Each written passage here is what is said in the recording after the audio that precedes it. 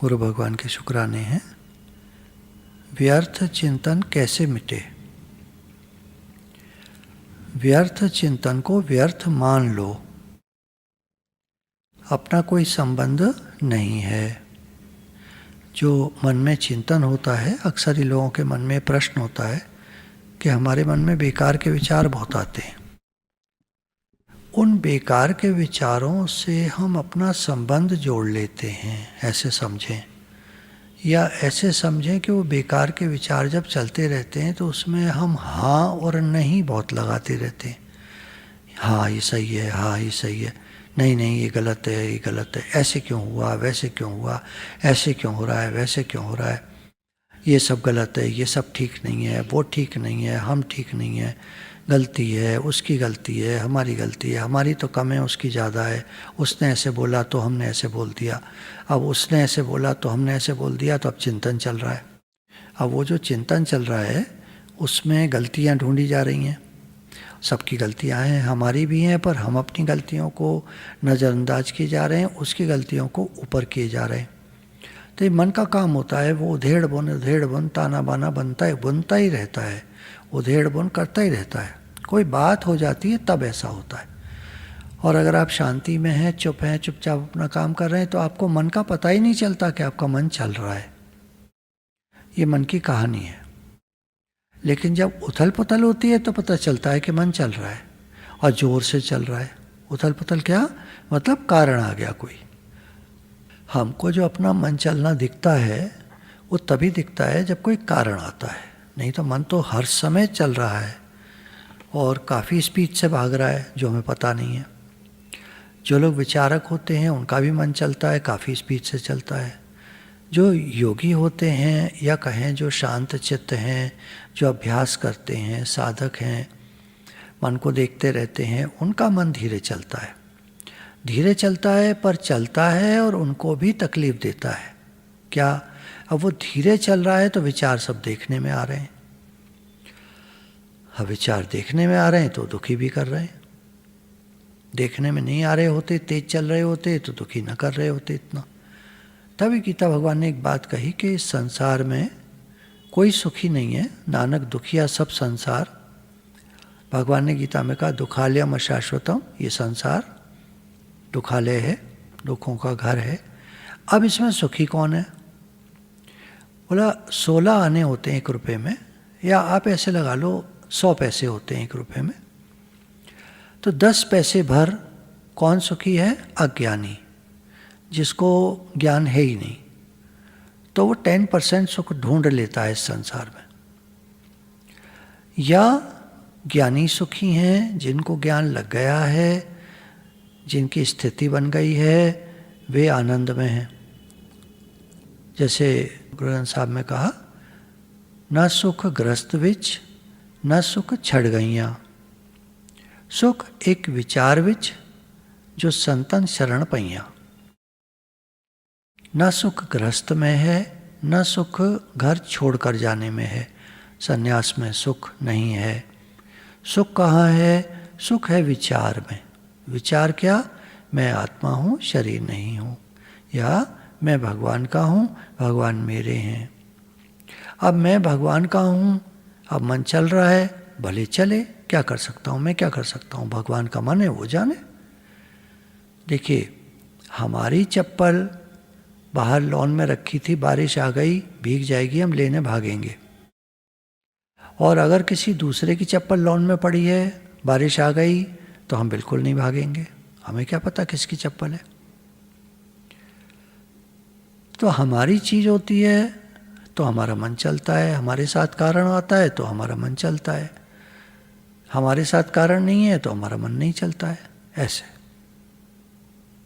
अच्छा, अब व्यर्थ चिंतन को आप मानते हो ना कि व्यर्थ चिंतन है, बेकार की बातें मन में आ रही हैं, मानते हो ना?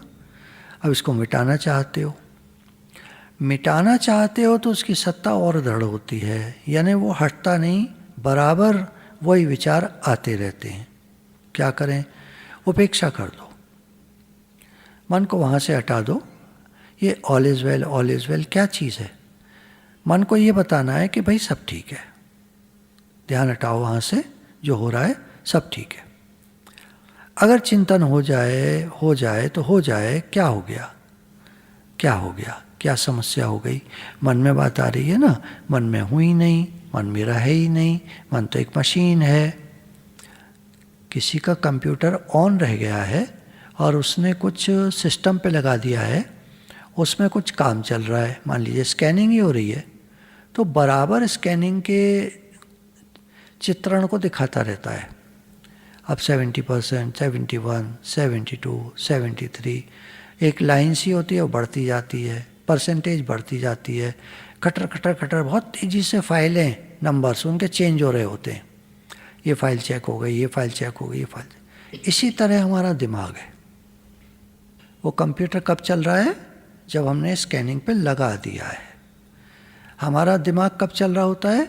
जब कोई कारण आ जाता है, तब दिखता है चलता हुआ। अब इसका विरोध करना इतना बढ़िया उपाय नहीं है। विरोध से व्यर्थ चिंतन मिटता नहीं है। आप क्या करो, ढीला छोड़ दो इसको, बस ढीला छोड़ दो। आराम से बैठ जाओ या किसी काम में लग जाओ और मन को ढीला छोड़ दो। व्यर्थ चिंतन में व्यर्थ क्या है? व्यर्थ क्या है व्यर्थ चिंतन में? आप ये जानते हो कि ये जो बात आ रही है, अब इससे मेरा कोई मतलब नहीं, या तो पास्ट की है या फ्यूचर की है, या अगर अभी कोई कारण आ गया है उसकी है तो कारण की, और कारण रहेगा नहीं, रुकेगा नहीं, चला जाएगा। फ्यूचर पास्ट में जा रहा है, कारण आ रहे हैं और जा रहे हैं, तो कोई आए कोई जाए क्या फर्क पड़ता है? ना आदर ना निरादर, ना मिट जाए ना मिट जाए, क्यों सोचें कुछ भी, छोड़ दो ढीला। यह तो मिट रहा ही है। विचार स्वतः मिट रहे हैं, आप उनको मिटाते नहीं हो। विचार तो अंदर जो पड़े हैं वो उठते हैं और निकलते हैं, सरफेसिंग होती है उनकी, सरफेस पर आते हैं। टीवी के अंदर सीपीयू में क्या क्या भरा है। 1 TB हार्ड डिस्क के अगर 1 TB मैटर पड़ा है, 1 TB समझते हो कितना है? कितने सारे वीडियोस, कितनी सारी मूवीज़, कितनी सारी फाइलें, कितने सारे फोल्डर्स, कितना सारा काम, कितनी सारी शीट्स, कितने सारे वर्ड डॉक्यूमेंट्स, कितनी सारी PDF फाइल्स, क्या क्या पड़ा है आपके कंप्यूटर में। 1 TB तो भयंकर स्पेस है, बहुत ज़्यादा। हमारा माइंड पता नहीं कितने TB स्पेस का है। आप कहेंगे कैसे पता? देखो, जन्मों जन्मों से, मानो हमारे 500 जन्म हो गए, क्या सोचते हो आप 500 जन्म का कितना मैटर होगा? कितनी स्टोरेज होगी, कितनी यादें होंगी? इतनी यादें घुसी पड़ी हैं अंदर तक, भीतर में भरी पड़ी हैं उसके हार्ड डिस्क में, माइंड में जो हार्ड डिस्क है, कि अगर वो निकल आए सब, तो हम 1 मिनट के अंदर पागल हो जाएंगे। 1 मिनट के अंदर हम बिल्कुल पागल हो जाएंगे। तो बड़ी कृपा है भगवान की कि जो हार्ड डिस्क साइलेंट पड़ी है, तो विचारों की सरफेसिंग होती रहती है, विचार आते रहते हैं सामने जो मॉनिटर है, टीवी समझ लीजिए, उस पर विचार आते रहते हैं। इस संसार में एक नियम है, जो उत्पन्न होता है वो नष्ट होता है, जो बनता है वो एक समय आता है बिगड़ जाता है। बड़े बड़े महल बने, अब वो खंडर पड़े हुए हैं। कितने सारे पेड़ बहुत पुराने हैं, 1,000 साल के या और ज़्यादा और कम, 500 साल, 300 साल, 200 साल, 100 साल, बहुत तरह के पेड़ हैं, पर धीरे धीरे नष्ट हो रहे हैं, सूख जाते हैं, तना रह जाता है, ठूंठ सा रह जाता है, वो भी धीरे धीरे ख़त्म हो जाता है, दीमक लग जाती है, मिट्टी बन जाती है। तो यहाँ बनना बिगड़ना एक क्रम है संसार में, बनना और मिटना एक क्रम है। मिट रहा है संसार लगातार, जितनी देर हो गई उतना देर मिट गया, और मिट ही रहा है हरदम। ऐसे ही हमारे मस्तिष्क में जो विचार आते हैं वो स्वाभाविक मिट रहे हैं। सरफेसिंग होती है, मिटते हैं, सरफेसिंग होती है, मिटते हैं, एक क्रम चलता रहता है।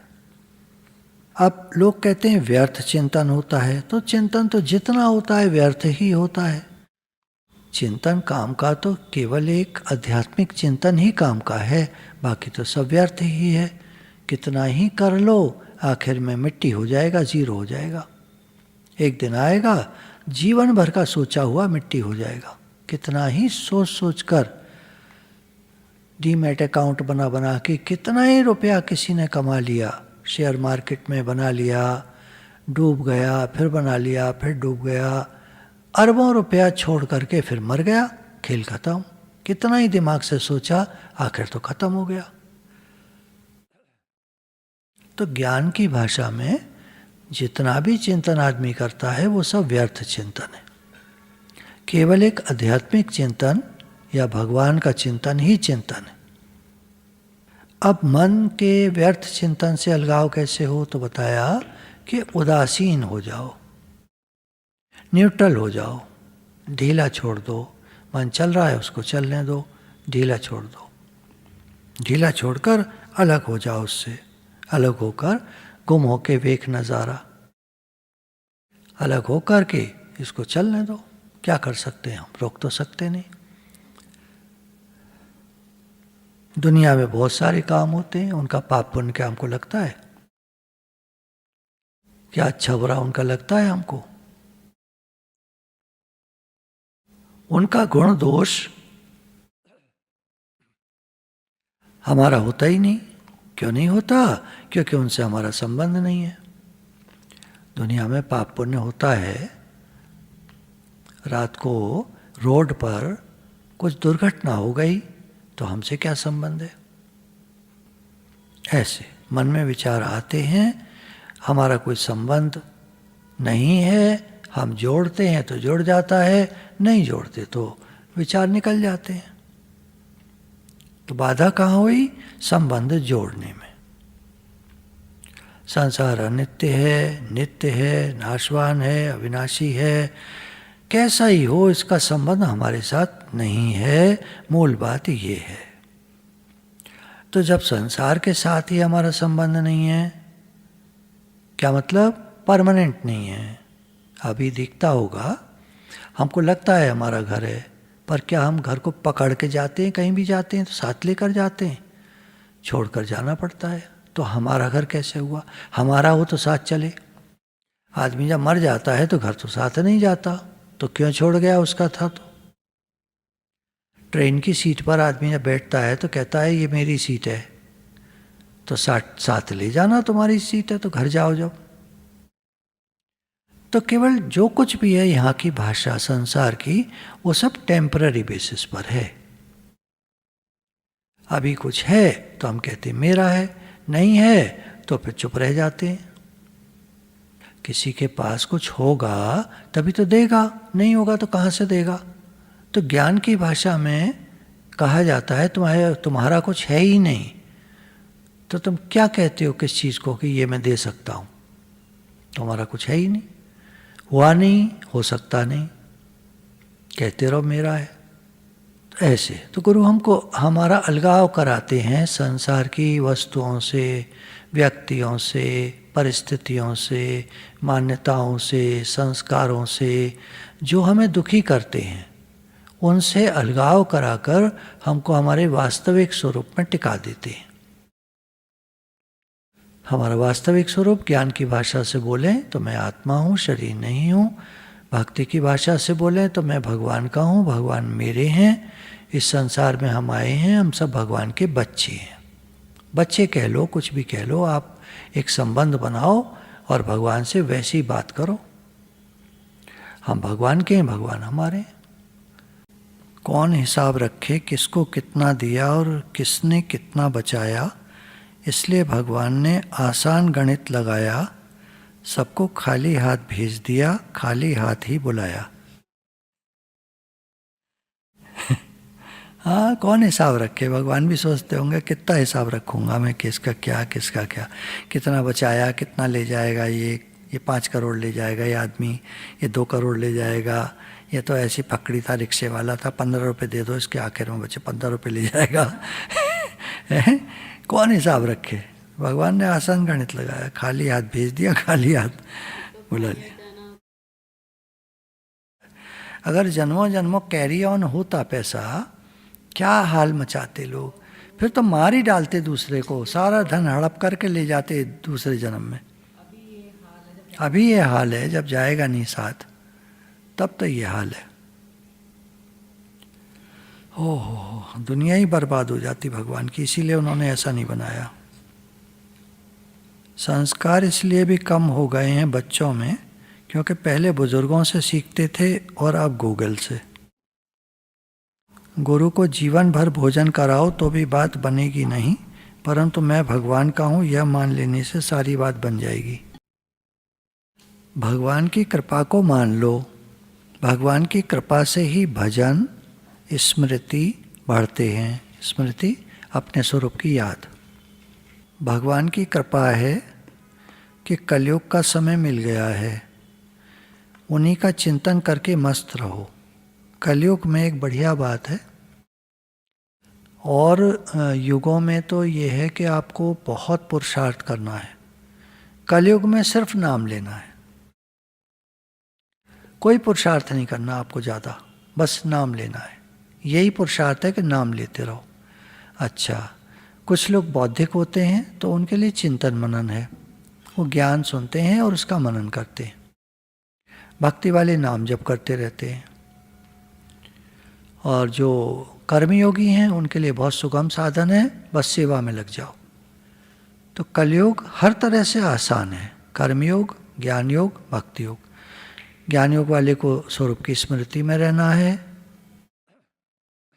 स्मृति को बना के रखना है, और भक्ति वालों को नाम लेते रहना है, कर्मयोग वालों को सेवा में रहना है।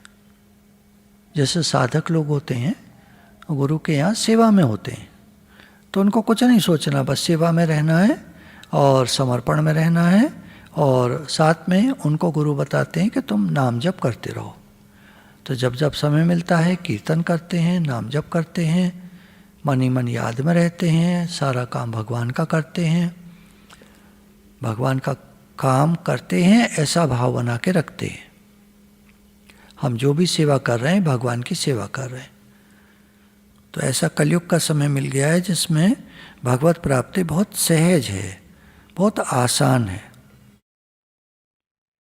उन्हीं का चिंतन करके हर हाल में प्रसन्न रहो, आपसे आप भजन होगा। अच्छा, प्रसन्न चित्त व्यक्ति को मैं शीघ्र ही मिल जाता हूँ, भगवान ने गीता में कहा है। तो हर हाल में दादा का जो शुक्र मनाते हैं, उनके घर खुशियों की होती बरसाते हैं, जैसे भगवान रख रहे हैं खुश रहो। अभी एक बात चल रही थी कि हम पहले भी खुश नहीं थे, हम फिर भी खुश नहीं थे, हम फिर भी खुश नहीं थे, हम फिर भी खुश नहीं थे, यानी परिस्थितियाँ चेंज होती रहीं और हम कभी खुश न हुए, और हम आज भी खुश नहीं हैं क्योंकि आज की परिस्थिति में हम पुरानी परिस्थिति को याद कर रहे हैं कि वो ज़्यादा अच्छी थी। तो वो ज़्यादा अच्छी थी, या तो हम ये याद करते हैं पास्ट को, या हम फ्यूचर को याद करते हैं, या वो ज़्यादा अच्छी आएगी, अब कोई अच्छी परिस्थिति आएगी, अब पता नहीं आएगी कि नहीं आएगी, क्या आएगी क्या नहीं आएगी क्या पता। तो हर हाल में दादा का जो शुक्र मनाते हैं, जो गुरु के बच्चे होते हैं वो हर हाल में प्रसन्न रहते हैं। गुरु उनको यही मंत्र देते हैं, सब ठीक है, सब ठीक है, अब जहाँ हो, अब जैसे हो, खुश रहो। कलयुग में भजन हो जाए, स्मृति बनी रहे, याद आ जाए, भगवान की याद आ जाए, तो एक कृपा हो गई। तो भक्त कहता है, हे प्रभु वाह, वाह भगवान वाह। शुक्राना जो मानते हैं वो क्या है? वाह भगवान वाह, आपका लाख लाख शुक्र है। हर वक्त हंसी, हर वक्त खुशी, हर वक्त फ़कीरी है बाबा, जब आशिक मस्त फ़कीर हुआ, फिर क्या दिलगिरी है बाबा। परेशानी का क्या, हर समय प्रसन्न रहो। हर काम जो करो उसको उत्साह से करो, क्योंकि वो भगवान का काम है। हर काम जो करो उसको उत्साह से करो, क्योंकि वो भगवान का काम है। तो एक तो हम जो भी करते हैं भगवान का काम करते हैं, सेवा करते हैं। हम भगवान के दिए घर में रहते हैं, भगवान का दिया प्रसाद पाते हैं, भगवान के जनों की सेवा करते हैं, और हम भगवान के हैं।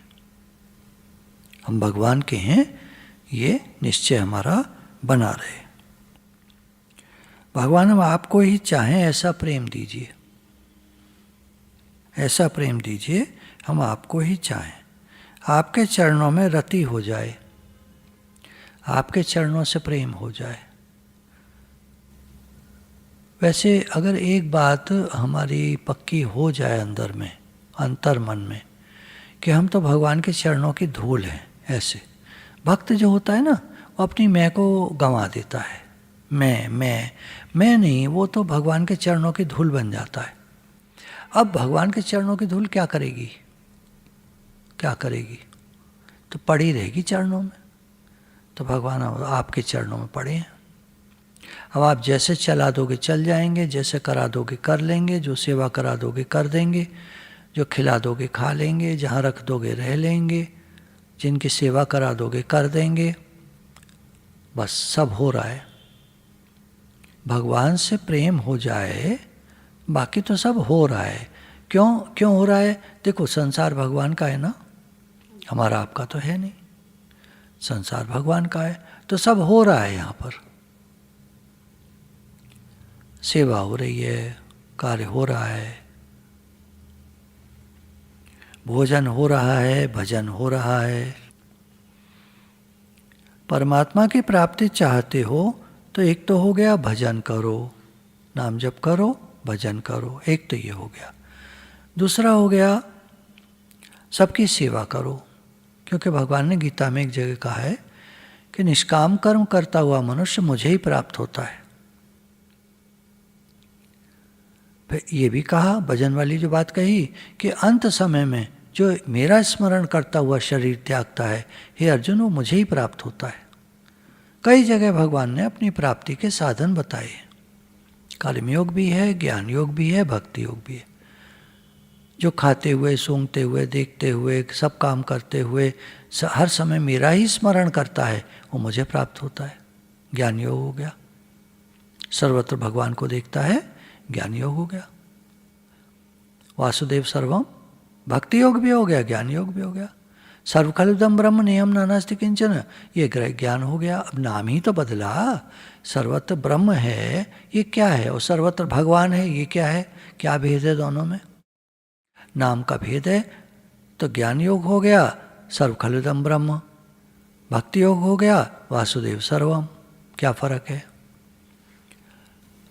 असल में क्या है ना, गणित वाले को साधारण गणित बहुत आसान लगती है, वो एलजबरा उसके लिए ठीक पड़ती है। मेरे तो कभी समझ में नहीं आई एलजबरा। एक्स और वाई मिलकर 5 कैसे हो जाते हैं, मुझे क्या पता कैसे हो जाते 5, मुझे क्या पता कैसे 5 हो जाते हैं। अब होते हैं उसमें, लेट x इक्वल टू 3 और x plus Y equal to 5। इतना आसान एलजबरा आपको कहीं मिलेगा नहीं, बहुत गणित है उसमें। तो स्क्वायर ये और अंडर रूट ये और फलाना ये और पाई वाई सब लगा के जो उनका होता है एलजबरा, बहुत कठिन है। पर आपको समझ में आ सकता है, let x equal to 3 then y equal to 2, दोनों का प्लस 5। बहुत आसान है, पर ये साधारण गणित हुआ। मैं भगवान का हूँ, भगवान मेरे हैं, भगवान सर्वत्र हैं, ये साधारण गणित हुआ। जिसको अलजबरा नहीं पढ़ना वो साधारण गणित पढ़ लो, वासुदेव सर्वम। और अलजबरा पढ़ना है तो सर्व खलुदम ब्रह्म नियम नानास्ति किंचन, ये पढ़ लो। अब उसमें मैं भी ब्रह्म हूँ, तुम भी ब्रह्म हो, सब ब्रह्म है। अब लगाओ गणित। अब इसमें भगवान कहाँ है? गणित की बात हो रही है, आप शब्दों पे मत जाइएगा, भाव को समझिए। जिनको अकल ज़्यादा होती है उनके लिए ज्ञान योग है, और जो प्रेम वाले होते हैं उनके लिए भक्ति योग है। बात एक ही है, कहने का फर्क है बस। कर्मयोग सीधा साधा है, जिसको ज़्यादा समझ में नहीं आता, ज्ञान भक्ति त्याग वैराग्य ये और वो और मल विक्षेप आवरण 5 कोश और दुनिया भर की बातें, कुछ नहीं भैया हमें तो सेवा बता दो, उनके लिए कर्मयोग है। निष्काम कर्म करता हुआ मनुष्य मुझे ही प्राप्त होता है। सब गीता के वाक्य हैं ये। तो लाभ लो, भगवान सर्वत्र हैं। महात्माओं को पता चल जाता है भगवान सर्वत्र हैं, वासुदेव सर्वम। अब वो सबसे कहते हैं पर लोग ध्यान नहीं देते। देखिए, चींटी में और आदमी में बड़ा भारी फर्क है। चींटी को कहीं मीठा मिल जाए तो अकेले नहीं खाती, कभी सारी पलटन को ले आती है और सब पलटन उसके पीछे आ जाती है अंधविश्वास करके। ये कह रही है कि मीठा है वहाँ तो है। चींटी झूठ नहीं बोलती कभी। पर आदमी पर विश्वास नहीं करता, क्योंकि आदमी झूठ बहुत बोलता है। अब बेचारा दूसरा आदमी, एक ने कहा वासुदेव सर्वम, भगवान सर्वत्र हैं, अब दूसरा मानता ही नहीं उसकी बात, क्योंकि पता नहीं झूठ बोल रहा है कि सच बोल रहा है, क्या पता। अगर हैं भगवान सर्वत्र तो दिखा दे। चींटी ले जाके मीठा दिखा देती है, आदमी कैसे दिखाएगा भगवान को? यहाँ चक्कर पड़ता है। तो चींटी कभी झूठ नहीं बोलती और आदमी झूठ बोलते हैं, इसलिए लोग आदमी पर विश्वास नहीं कर पाते। वरना बहुत आसान है भगवान का पाना, भगवत प्राप्ति बहुत सुलभ है। चींटी को तो मीठा लेने के लिए काफ़ी दूर जाना पड़ेगा, भगवान तो यही हैं, अभी हैं। पर हम गुरु की बात मानते कहाँ हैं? क्योंकि हमको आदत है, लोग झूठ बोलते हैं तो हम भी सोचते हैं कि ऐसे ही बोला जा रहा है, सुन लो बस। आपको पता चल जाए कहीं सत्संग हो रहा है, आप कितनों को लेकर जाओगे?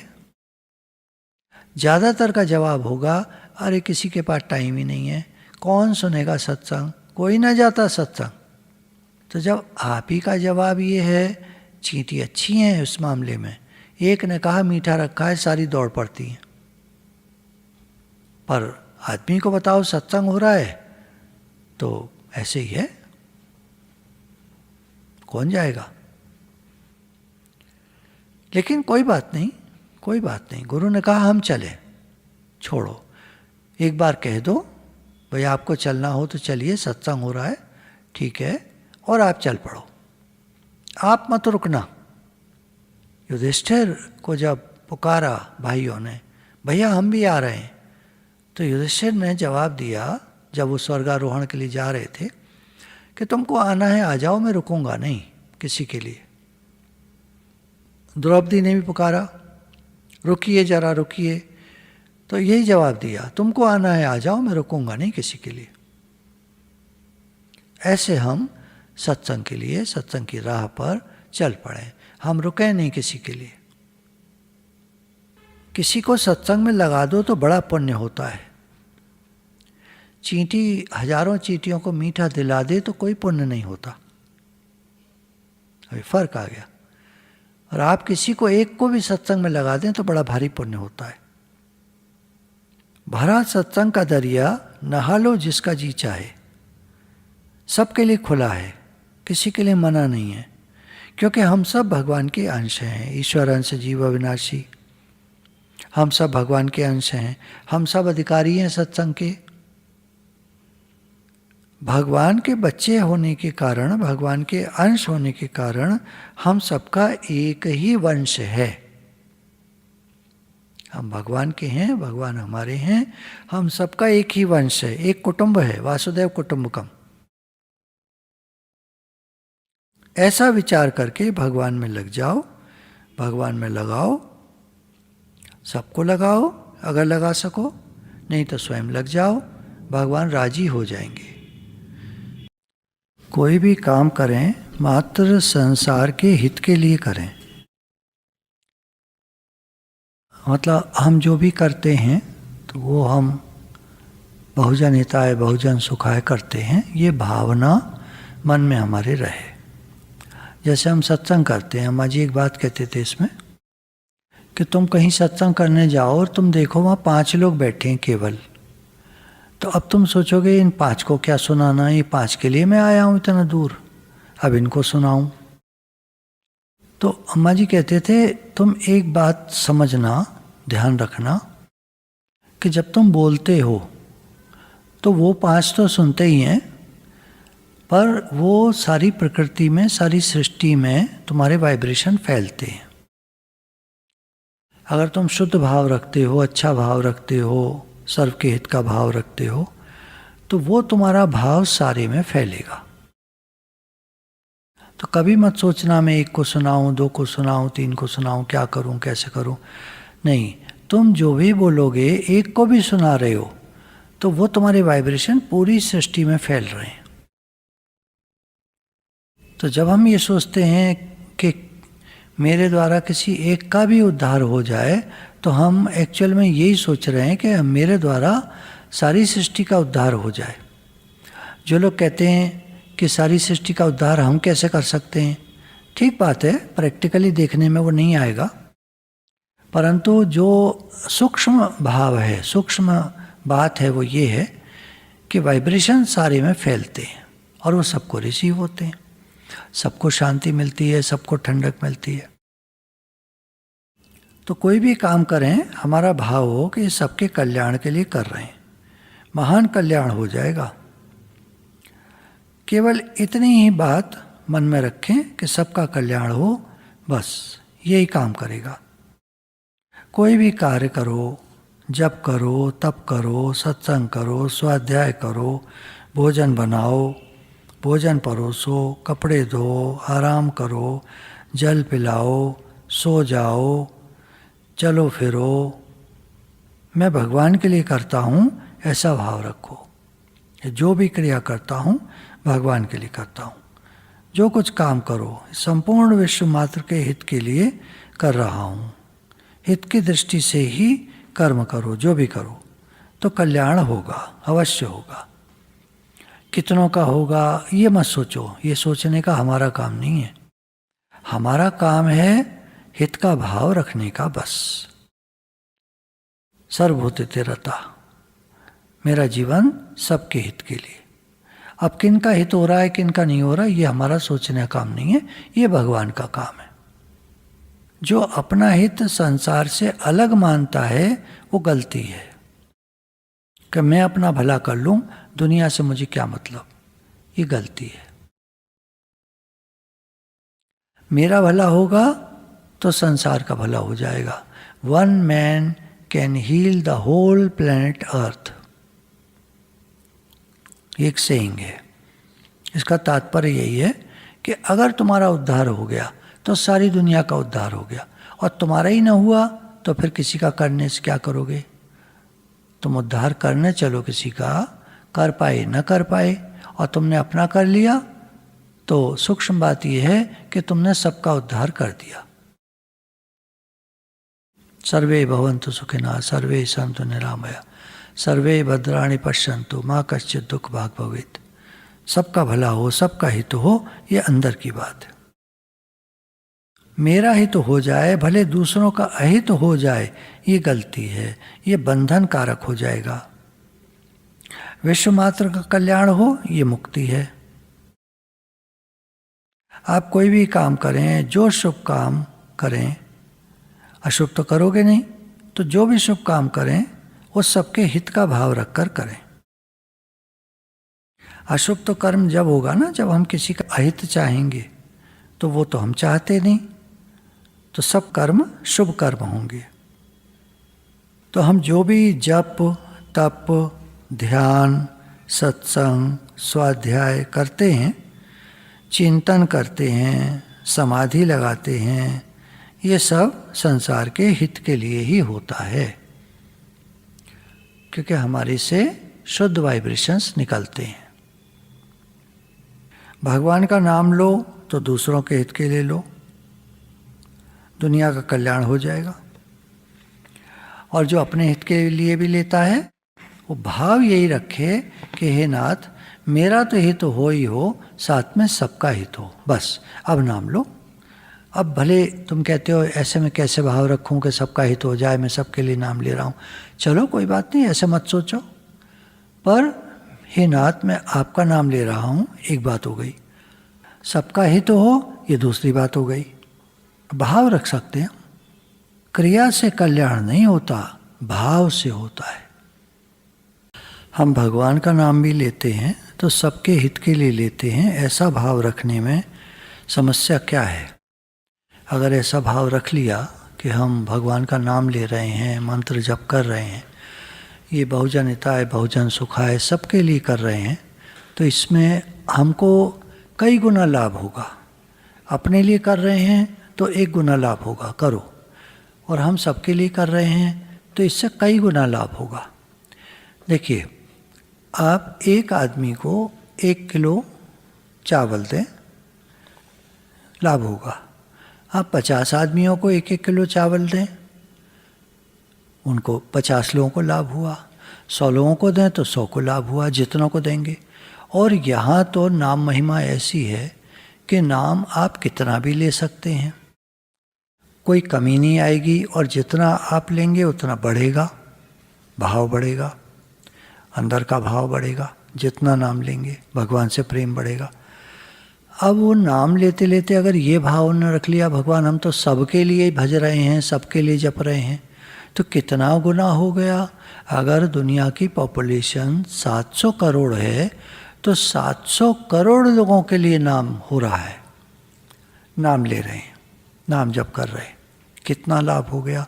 700 करोड़ गुना।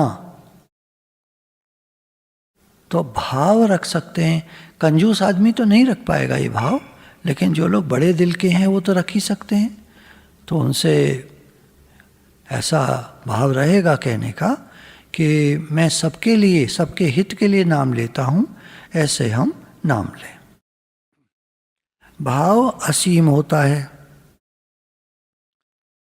बड़ी से बड़ी क्रिया भी करें हम किसी के लिए तो वो सीमित होगी। हम किसी को 1 लाख रुपया भी दे दें ना, तो ये सीमित ही क्रिया है।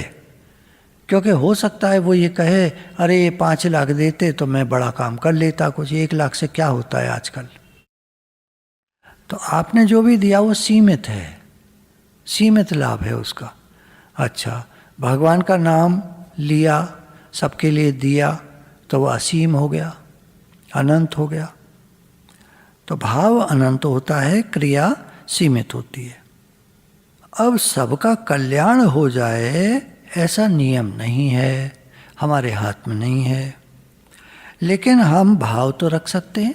सर्वे भवन्तु सुखिनः, सर्वे सन्तु निरामया, सर्वे भद्राणि पश्यन्तु मा कश्चित् दुःख भाग् भवेत्। ये हम भाव रख सकते हैं। भगवान सबका भला हो, सबका हित हो, किसी को दुख ना हो, सब निरोगी रहें, सब स्वस्थ रहें, भाव रख सकते हैं।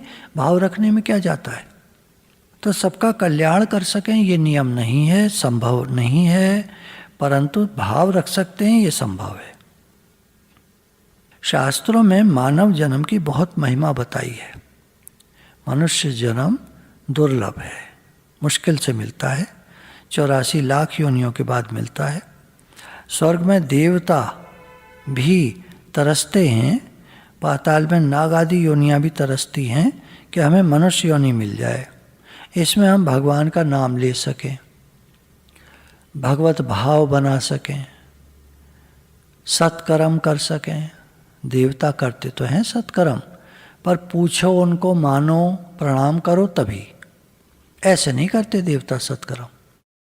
परंतु मनुष्य ऐसे ही कर सकता है, बिना कोई पूछे नहीं, कोई माने नहीं, कोई मान सम्मान न दे, कोई बदले में कुछ न दे, हम फिर भी सत्कर्म कर सकते। हम भगवान का नाम ले सकते हैं।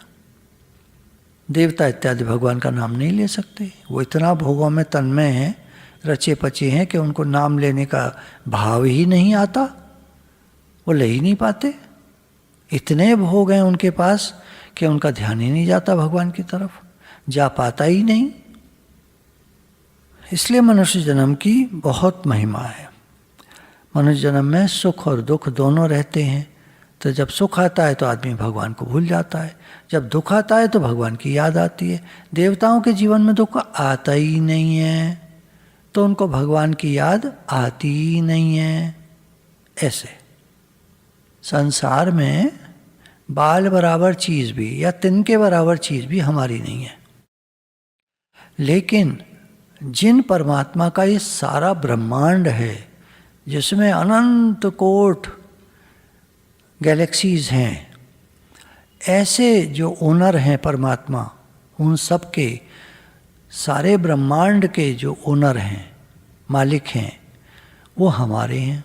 कमाल की बात यह है कि दुनिया में एक चीज़ भी हमारी नहीं, और जो सारे ब्रह्मांड के ओनर मालिक भगवान हैं, वो हमारे हैं। उन परमात्मा को वश करने की ताकत मनुष्य में है। मनुष्य में ऐसी विलक्षणता है कि जब ये भगवान का नाम लेता है, जब प्रेम से पुकारता है या उनके लिए रोता है, तो भगवान विवल हो जाते हैं, या तो प्रकट हो जाते हैं या कृपा करते हैं। कुछ भी कृपा करेंगे, कैसे भी करेंगे, जैसे उनको अच्छा लगे। तो मनुष्य में शरीर की विशेषता नहीं है, वरन विवेक की विशेषता है। शरीर की विशेषता तो नहीं है, परंतु विवेक की विशेषता है। हमारे में विवेक है। शरीर तो हमारा नाशवान है, शरीर तो हमारा आने जाने वाला है, दुख रूप है। जिसको कहा कि शरीर जो है ये तो विष्ठा का, मलमूत्र का थैला है और घोर नरक की खान है। परंतु जो आत्मा है, हमारा स्वरूप, हम जो स्वयं हैं भगवान के, वो हम शुद्ध स्वरूप हैं। तो हम भगवान से प्रेम कर सकते हैं, वो हमारे लिए प्रकट हो सकते हैं, परंतु शरीर से हम भगवान को नहीं पा सकते, स्वयं से ही पा सकते हैं। तो स्वयं को हम जाने, हम भगवान के हैं, भगवान हमारे हैं। बहुत उन्नति कर सकते हैं, मनुष्य जन्म की बहुत महिमा है। और यही मनुष्य जो शरीर है, ये अधम है, अधम, अधम ते अधम, गंध मैल की पैदाइश। जैसे कहा ना, नभचर, थलचर, जलचर, जरायुज, श्वेतज, अंडज। तो इस तरह से तो मनुष्य जन्म जरायुज मतलब जेर के साथ पैदा होता है, गंध में लिपटा हुआ। जब बच्चा पैदा होता है तो बहुत गंध में लिपटा हुआ होता है, गंदा श्लेष्मा उसके चारों तरफ लिपटा होता है। तो डॉक्टर लोग साफ करते हैं, पहले उसको नहलाते हैं या जो भी करते हैं, या रुई से साफ करते हैं, तब वो साफ होता है। तो मलमूत्र की पैदाइश बोला इसको। लेकिन हम जो स्वयं हैं वो शुद्ध पवित्र हैं। तो अपने को जानना है, हम भगवान के हैं, भगवान हमारे हैं। शरीर संसार का है, संसार नाशवान, क्षणिक, शरीर भी नाशवान, क्षणिक, मलमूत्र की पैदाइश, विष्ठा से भरा हुआ, मलमूत्र का थैला। ऐसे उन परमात्मा को वश करने की ताकत मनुष्य में है, विलक्षणता है, उसके अंदर प्रेम है, विवेक है। मनुष्य विवेक के द्वारा ही ऊंचा कहलाता है या ऊंचा होता है। तो इस मनुष्य जन्म को पाकर हम अपना उद्धार कर सकते हैं, और समय को बर्बाद करें तो नरकों में जा सकते हैं। अभी हमारे हाथ है हम क्या चाहते हैं। गुरु भगवान के शुक्राने।